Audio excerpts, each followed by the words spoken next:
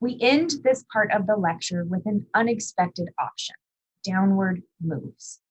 One type, temporary cross-functional moves, are done for developmental purposes. They involve a shift to a job at a lower level of the organization with less responsibility and less authority.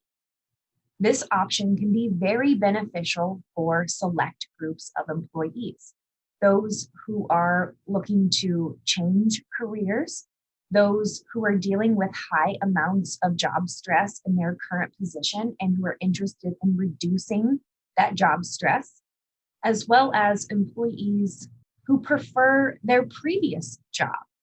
Some people get promoted only to find out that they actually liked their previous job more. One of the disadvantages of this option is the negative connotation surrounding downward moves.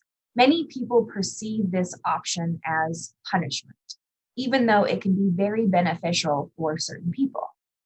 Future employers, for instance, might want to know why this downward move occurred.